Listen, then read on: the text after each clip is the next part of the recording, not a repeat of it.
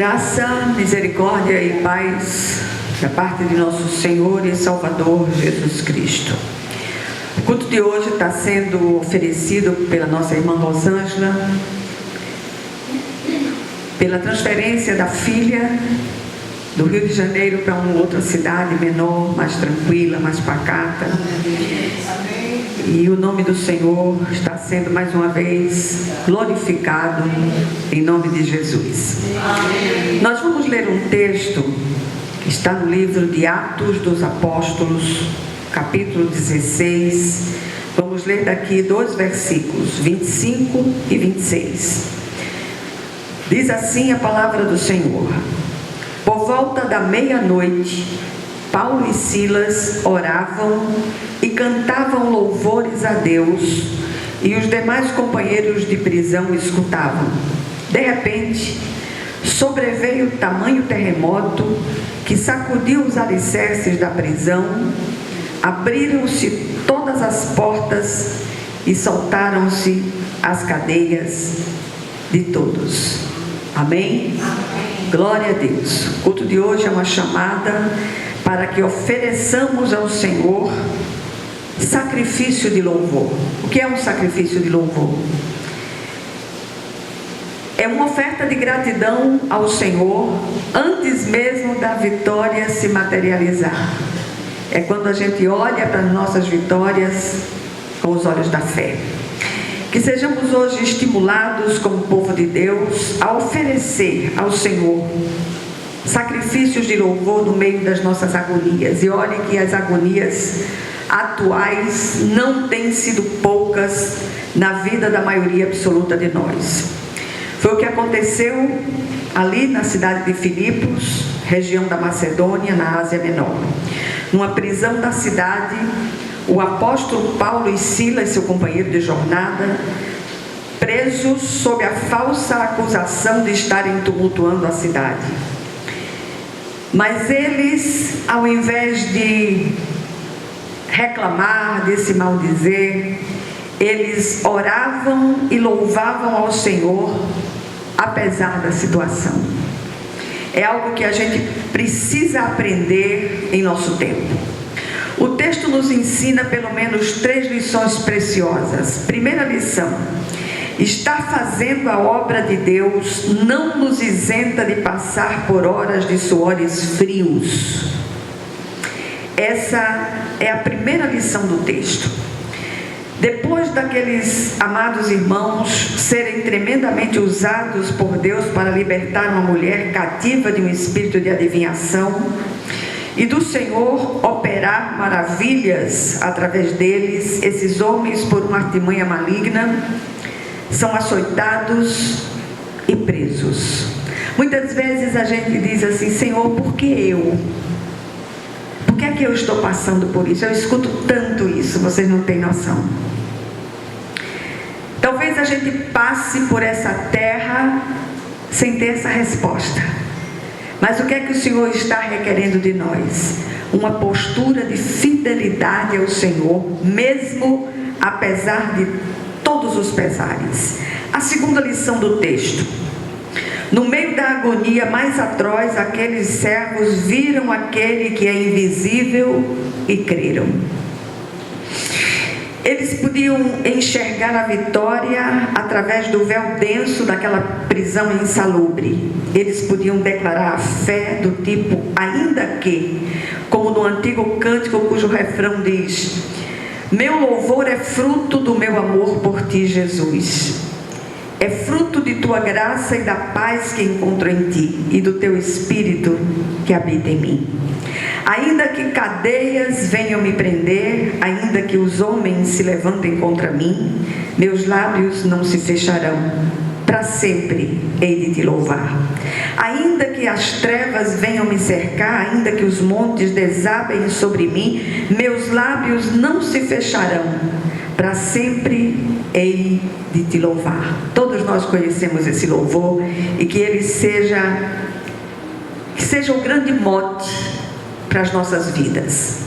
Naquela prisão insalubre, ao invés de reclamar, eles oravam e cantavam porque sabiam em quem criam e sabiam também que de um jeito ou de outro seriam libertos. Sim, somos libertos quer na vida, quer na morte.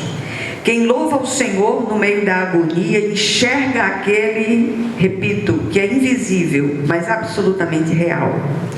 Eu creio que o Espírito de Deus quer falar conosco no dia de hoje, a todos que recebem esta palavra, tanto aqui presencialmente quanto através do vídeo, e que o Senhor fale aos nossos corações, que traga ânimo ao nosso espírito, que traga renovo a cada um de nós.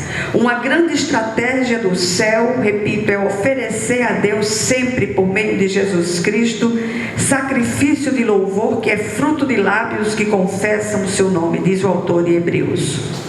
E não estou falando aqui de algo mecânico, mas de uma fé viva que sabe em quem crê, apesar das circunstâncias e apesar de todos os pesares, mas sobretudo, apesar de nós.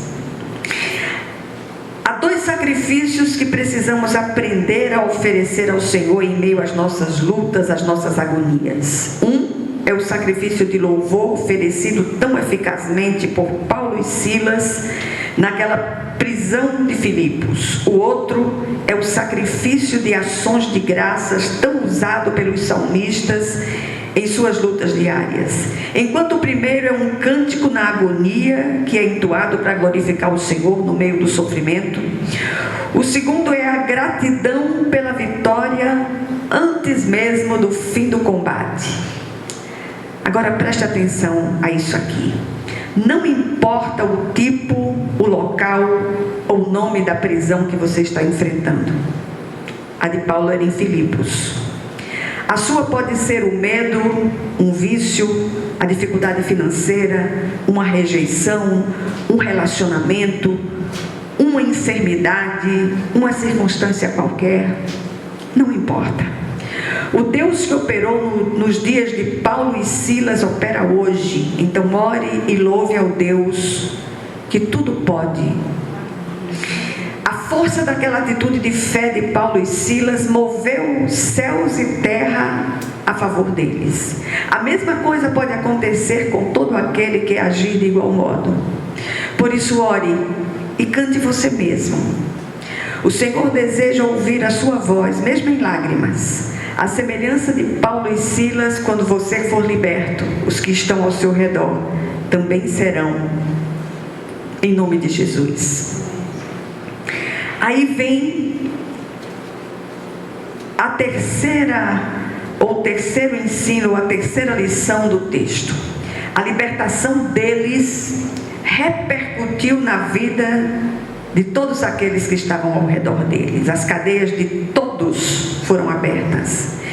Quantos estão se sentindo assim hoje, necessitados de liberdade, de folga, sentem-se aprisionados, criticados, acusados injustamente, feridos, perseguidos, encurralados e desesperadamente necessitados de uma intervenção poderosa de Deus em suas vidas?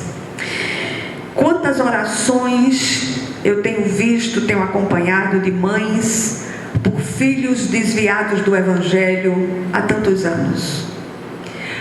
Quantas orações eu tenho visto de mulheres, esposas, por maridos mergulhados nos vícios de uma maneira geral.